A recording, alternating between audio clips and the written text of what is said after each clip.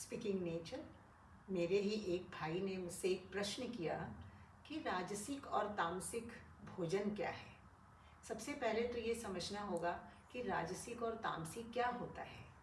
राजसिक और तामसिक के माने ही होता है कि जो हमारे अंदर की जो श्लेष्मिक झिल्लियाँ हैं, म्यूकस मेम्ब्रेन है, उसको इरिटेट करने वाली हो, इरिटेट करने वाली चीज़ों को राजसिक कहा जाता है और तामसिक भी।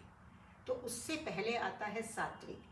तो भोजन में भी प्रकृति से भी 3 प्रकार के खाद्य पदार्थ मिलते हैं, 7 गुणों वाले, और जो राजसिक होते हैं, और जो बिल्कुल इरिटेंट होते हैं तामसिक। और 3 प्रकार के मनुष्य भी प्रायः हुआ करते हैं, राजसिक, सात्विक और तामसिक। इन सब बातों का विवरण हमारे शास्त्रों में बड़ी अच्छी तरीके से बताया है, खासकर गीता में तो बताया ही है कि जो जैसा व्यक्ति होता है वो बाहर से जाकर वैसी ही चीज़ों का चुनाव करता है। तो पहले आप अपने आप को देखें कि आप राजसिक हैं, तामसिक हैं या सात्विक हैं।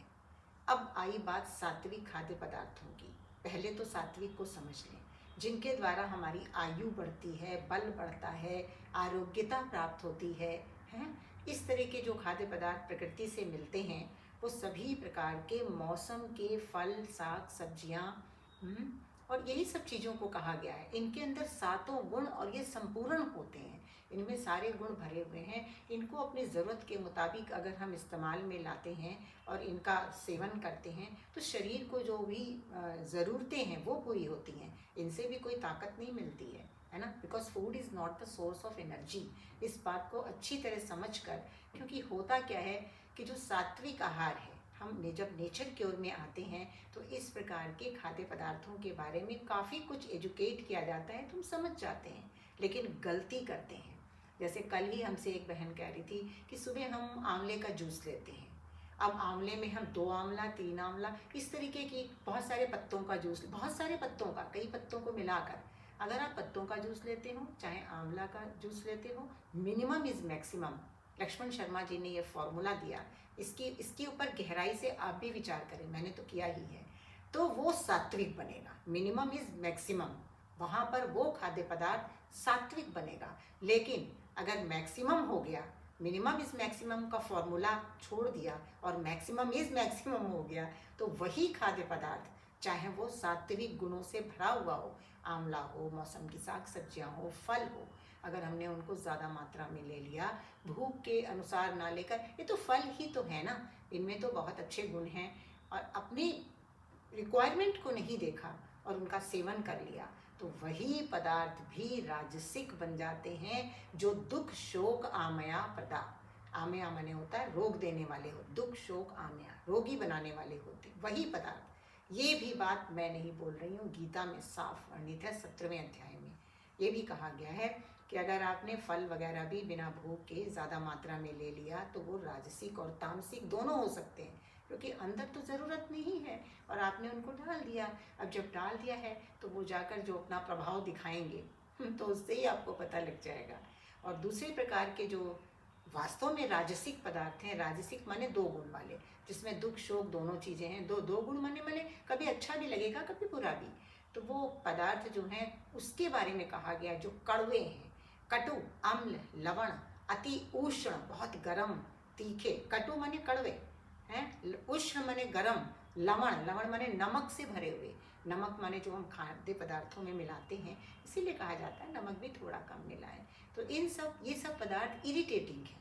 इरिटेटिंग का मतलब ये है कि हमारी जो म्यूकस मेम्ब्रेन है उनके ऊपर जाकर अपना प्रभाव डालते हैं, तो वो म्यूकस ज़्यादा छोड़ने लगते हैं, हमें जुकाम होने लगता है, बलगम बनने लगता है, क्योंकि ऐसे पदार्थों को रोज़मर्रा में अधिक मात्रा में लेते रहने से बलगम बनने लगता है, एसिड बनने लगता है, जो आज के समाज में सर्वव्यापी है।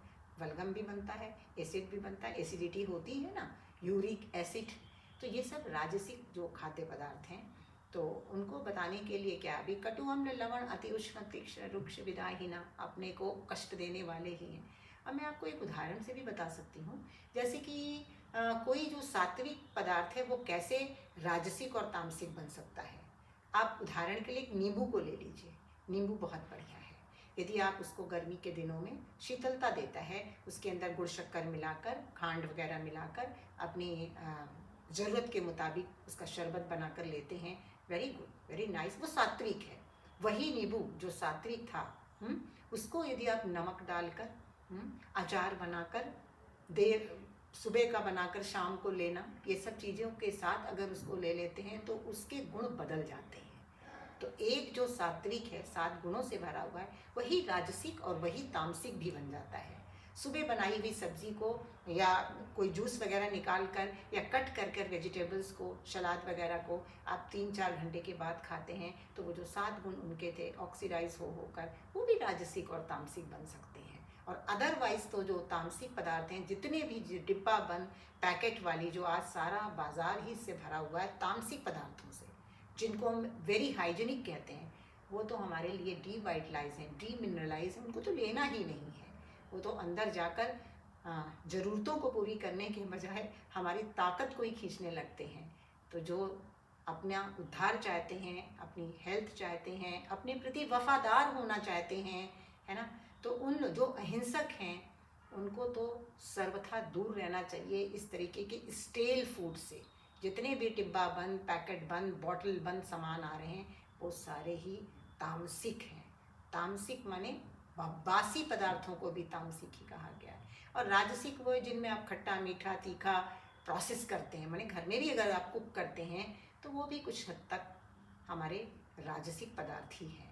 तो इस तरीके से ये 3 कैटेगरी है। इसमें इसको कोई बहुत बड़ी सी इसमें नॉलेज नहीं है, केवल सिंपल और साधारण लेमैन के लिए भी यही मैं कहना चाहूँगी कि आंख बंद करके जो मौसम में भगवान ने हमें दिया है, आप बाज़ार में जाकर देखें, बहुतायत में वो चीज़ मिलती है। हर चीज़ का मौसम 1 महीने का ही होता है। यदि अमरूद भी है तो 1 महीने ही कायदे से मिल सकता है। आम का मौसम ये तो 1 ही महीने मिलेगा। ये फलों की बात है। सब्जियों में भी अगर आप देखें तो वो 1 महीने का ही होता है। उसके बाद चूँकि ट्रांसपोर्टेशन है और हमें अपनी जीवा का स्वाद है, गर्मी में सर्दी की चीज़ों को लेना, सर्दी में गर्मी की चीज़ों को लेकर बहुत बड़े महान बनते हैं। तो वो सारी चीज़ें राजसिक और तामसिक कैटेगरी में आएंगी, बेमौसम की जो पदार्थ हैं। तो यही मैं सिर्फ संदेश दे रही हूँ और कहना चाहती हूँ कि अपने आप को हेल्दी रखना अपने ही हाथ की बात है। थोड़ी समझदारी चाहिए, उस समझदारी से चलें। देखें, मैंने यूट्यूब पर बहुत सारी वीडियोस डाली हैं, जो नए लोग हैं उसको देखें, थोड़ा सब्सक्राइब भी करें, लोगों को भी बताएं, तो इससे आपका भी नॉलेज बढ़ेगा और दूसरों का भी कल्याण होगा। सिर्फ इतना ही कहना है। धन्यवाद।